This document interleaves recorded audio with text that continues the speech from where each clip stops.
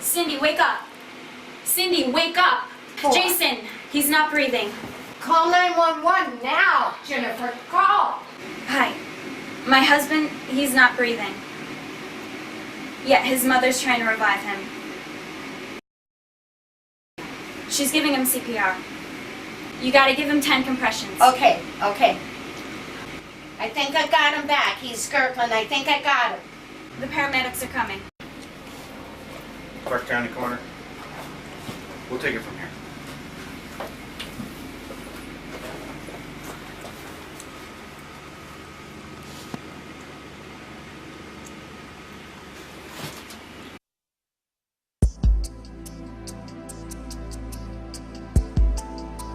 Welcome to Crime Wire. When there's nowhere else for families to find answers and seek justice, the Crime Wire team is there. Tonight, the team will investigate the death of Jason Turner in Las Vegas, Nevada. The 25-year-old was found dead in bed on September 27, 2005. The coroner's office ruled that the death was the result of an accidental morphine overdose. But Cynthia Turner, Jason's mother, disagrees. Jason's grandfather was Morris Schenker, one-time lawyer for Teamster boss Jimmy Hoffa and part owner of the Dunes Hotel and Casino in Las Vegas. Jason was named in the Schenker estate with a value in the millions of dollars. Cynthia believes that Jason's wife played a role in his death. Just days earlier, the topless dancer had been informed by her husband that he was filing for divorce. Cynthia is sure her daughter-in-law prepared a morphine-laced drink for Jason the night of his death. According to her, the police didn't conduct a proper investigation, allowing a killer to escape justice. What really happened to Jason Turner? Was his death an accident, or was it murder?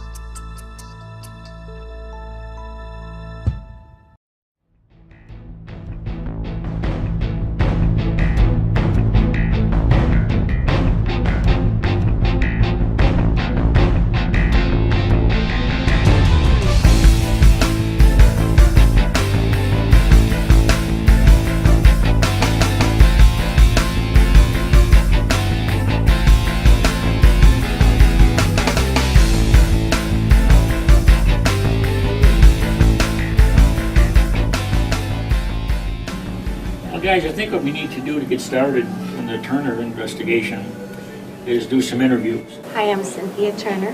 Thank you, Cynthia, for being here today. I know this is a difficult thing, a difficult time of your life. What was your son's full name? Jason Ryan Turner / Schenker. Okay, and how old was he when he died? He had just turned 25 on August 26th. Just tell us, what type of a kid was he? What did he like? He loved sports, baseball to tennis to billiards to football, even skateboarding. He had a good right arm. He was spoiled rotten. It's a pretty good background. What were you doing that evening? It happened Tuesday the 27th. I had left for work at 20 minutes to 5. I had spoken with Jason at 5:30, again at 7:30. He was drinking his waking milkshake. Babe, you gonna make my shake? You want it now? I need it right now. I'm coming in a hurry, alright? Fine. There you go. Stuff. There you go. Right.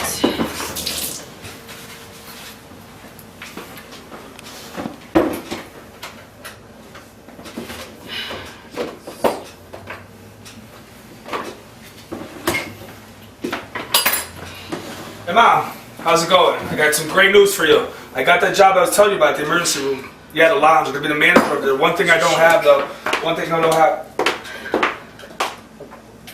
No, I'm drinking my shake. Yeah. The one thing I don't have is the health card. I need the health card ASAP. I looked all over the house. I can't find it anywhere. Can you do me a favor? Help me look for it? All right. Thanks, Ma. You're the best. I appreciate it.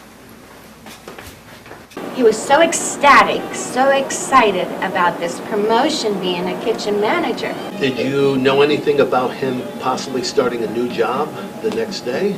Yeah, he had mentioned a couple of days before. He was real excited about an interview for a job at a restaurant. He's going to become a cook or something of that sort. When was the last time that you saw Jason? The night before he passed away. What did Jason have to say to you that day? He said he had a new job he was getting, and it was just talking with him like normal, like friends. I was busy at work, so I told him I would call him back, which I did at 20 minutes to 9, and there was no answer. And then I called again at 10:20, I believe, and there was no answer. I expected he went to sleep early. A couple of days prior to that, he had been drinking 2 weight gain milkshake. I would make one in the morning. Ma, you gonna make my shake for me? You want it now? Yeah. Alrighty. Okay, Thanks, you're the best. here you I go. appreciate it. Okay. Is there any more left in there? You want the rest? Yeah, put it in there. Okay. And his wife Jennifer would make one at night. And he had gained weight. Initially, when she came back in, she was hunky-dory. She was all sweetie, sweetie. Then within a week, she started showing her temper tantrums. And I remember especially on one occasion. Jay, I got news. They're going to FedEx the check on Wednesday morning. Great, I've been waiting for the check. Yeah, it'll be coming FedEx. For the house, right? Yeah, for the Okay, house. That's great. Wait a minute, guys. Jason, I'm getting some of that, right? You're not getting a dime of that check. The check was for my house. No, it is The check is not. for my house. You're not getting a penny. Jason! It's going towards my car. Listen, it is my money too. It's going towards my car. If You're not you don't getting a give- dime if of you- the check. If you don't give me that money, You're not getting a dime of the I check. will get you in your sleep. So to the best of your recollection, you do remember her saying that to him after that argument, at the end of that argument?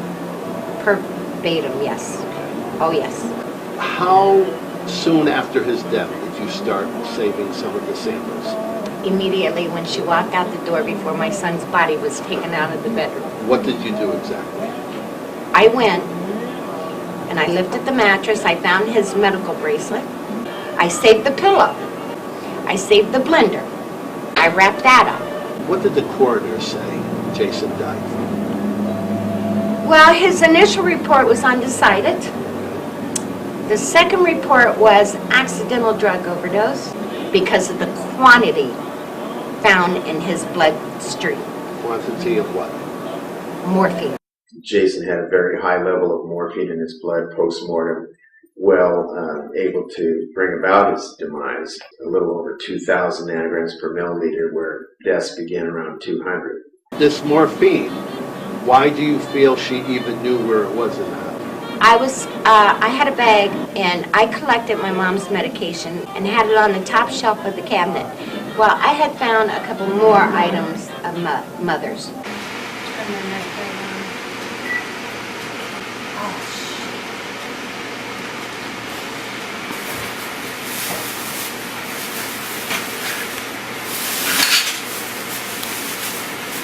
I'm going to take those down Wednesday morning to the pharmacist. Good night. Good night. When did you feel, after your son died, that this was not a suicide, that this was some kind of foul play? Immediately. I feel she put that morphine in his milkshake that he was drinking when he was talking to me at 7:30 that night. The morning you said that you noticed ambulances there.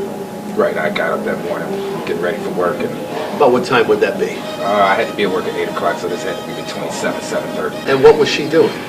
She was standing by the balcony on the sidewalk talking to an older gentleman. An older guy? Yeah, older guy.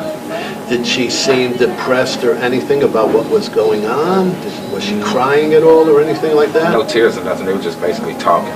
When you found out he died and you started hearing the rumors that it was a possible suicide, did that seem unusual to you in light of him being excited a couple of days before that? Yeah, it's very hard to... Do you believe now that it could have been suicide, or you think there was some other means? The way it looks, it could have been something more than a suicide. Something more than a suicide. Why would Jennifer want to kill Jason? Jason was going to freeze the estate where no one could touch it until it was resolved. Whose estate was this? My son's grandfather and grandmother. And how did they accumulate, if you know, their fortune? Through the Dunes Hotel and Casino, And this individual was also an attorney? Jimmy Hoffa's attorney. Okay. Where does the police investigation stand at this point? I obtained a court order to keep my son's case open indefinitely. The police choose to keep it inactive, and they believed every word Jennifer told them. I seen a woman, which I did not know who she was at the time, and she was physically screaming at Cynthia. I hope you rot in hell just like your piece of crap son. I did learn that she was Jennifer's mother. Well, when they came in, she was very upset that there probably weren't going to be any flowers at the service because the mother-in-law was supposed to be doing that, and she knew she wouldn't leave them there for her, and used a few choice words of calling her names, which was shocking to me. So they were placing the order and very angry, and they did pick out a couple very small satin pillows to go in the casket. Mentioned that she probably wouldn't even let him be there, and it wasn't fair because she was carrying Jason's child. Really saw no stress in their face. It was odd. I see family disputes, but there's still always grief there. Well, what I wanted to ask you is, what brought you to the crime wire team? It's justice for my son. Because you're the only voice he has. There's not a brother, there's not a sister, your father's not around, so you have to speak for Jason, right?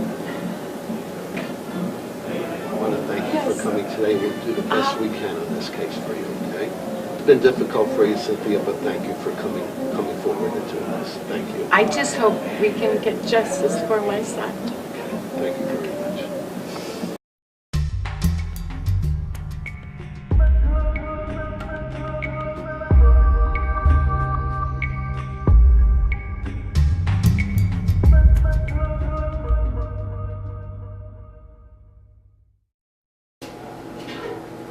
Hi, how are you?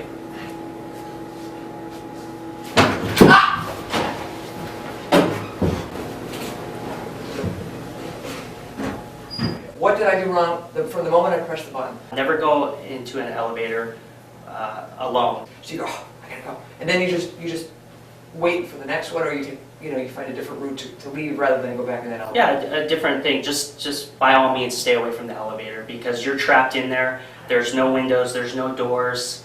Anything can happen, obviously. Attackers don't have a face.